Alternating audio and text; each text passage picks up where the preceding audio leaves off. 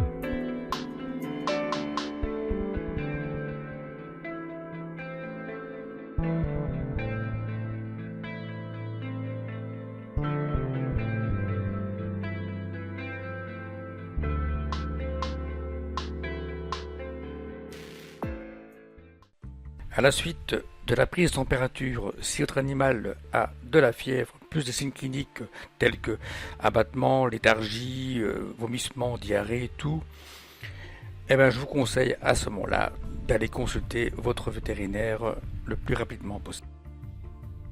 Une autre méthode possible pour prendre la température d'un animal est l'utilisation du thermomètre auriculaire. Vous avez ici un exemple d'un thermomètre auriculaire avec un bras articulé. En fait, il faut bien faire une distinction. Il y a les thermomètres de contact, donc ce sont les thermomètres habituels, qui reposent sous le transport de chaleur par contact des tissus au thermomètre. C'est l'exemple donc avec le thermomètre digital. Et alors ensuite, donc, on a le thermomètre infrarouge, qui lui par contre mesure le rayonnement de la chaleur émis par le tissu, donc le tympan, dans le cas de l'auriculaire, et la température du tympan correspond très précisément à la température corporelle interne. Si vous prenez cette méthode pour mesurer la température de votre animal, je vous conseille de vous entraîner avec ce thermomètre infrarouge lorsque l'animal est en bonne santé et pas en situation de fièvre. Et alors notez les valeurs de référence sur un petit carnet ou sur une feuille que vous gardez bien précieusement. Voici une illustration montrant la mesure de la température avec un thermomètre auriculaire sur un chien. Donc voilà pourquoi il faut un entraînement, car il faut bien diriger l'embout du thermomètre vers le tympan.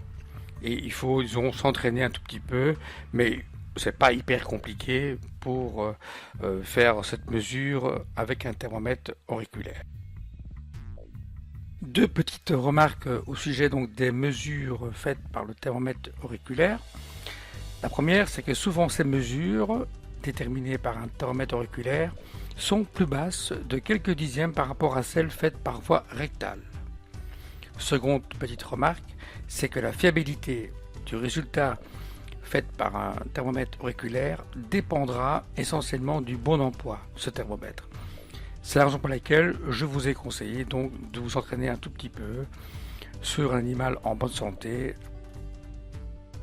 Les écarts de mesure de température surviennent principalement en fonction de trois raisons. La première, c'est que l'équipement de mesure est sale, n'a pas été nettoyé au niveau du senseur ou des embouts.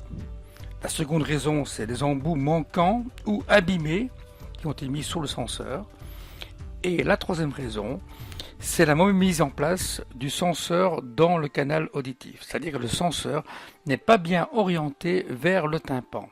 C'est une condition sine qua non pour avoir une bonne mesure. Voici donc une photo d'un thermomètre auriculaire pour chien et chat à bras articulés, avec également donc une boîte de rechange d'embout. Bien sûr, à chaque usage, il faut changer l'embout. Le résultat se fait en une seconde, ce qui est un avantage quand même indéniable, avec donc très peu de manipulation. Je mettrai en dessous de la vidéo le lien pour que les propriétaires qui s'intéressent aillent voir et éventuellement acheter donc le thermomètre sur ce site. Voici un thermomètre à infrarouge.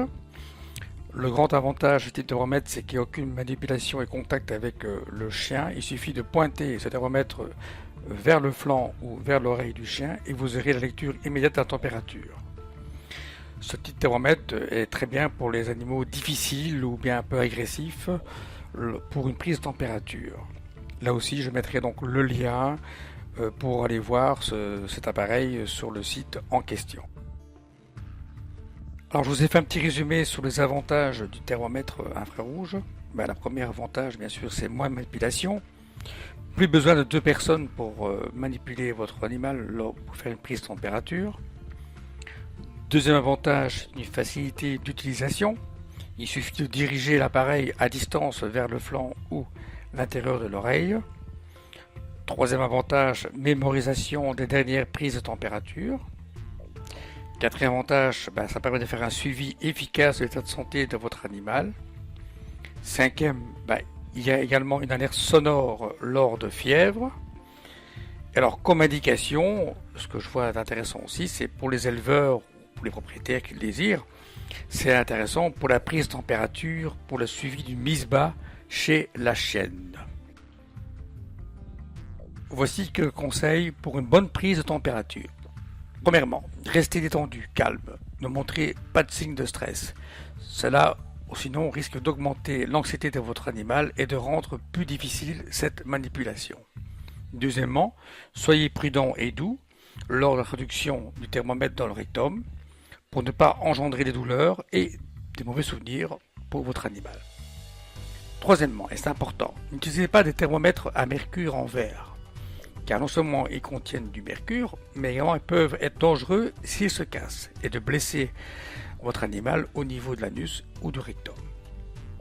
Quatrièmement, ne tentez pas de prendre la température de votre animal si celui-ci est énervé ou agressif. Il vaut mieux attendre jusqu'à ce que votre chien se calme avant de tenter d'insérer le thermomètre. Ou mieux, pour les chiens vraiment difficiles, comme je vous l'ai conseillé, le thermomètre auriculaire est une solution ou le thermomètre infrarouge. Cinquièmement, ne pas insérer le thermomètre dans le rectum de votre animal sans lubrification. C'est une étape importante, mettez du gel ou de la vaseline avant d'insérer le thermomètre. Enfin, je vous donne la température normale pour un chien et un chat. La température est donc entre 38 et 39 degrés. Attention, la température d'un chiot ou d'un chaton est toujours un peu plus élevée de quelques dixièmes par rapport à ses valeurs. Voilà, ainsi se termine cette vidéo sur la prise de température pour un chien ou un chat. J'espère qu'elle vous aura plu. N'hésitez pas à mettre des commentaires en bas de cette page en utilisant vos identifiants en connexion Facebook ou dans l'encart commentaire prévu. Je vous remercie. Patrick, docteur vétérinaire, à très bientôt. Au revoir.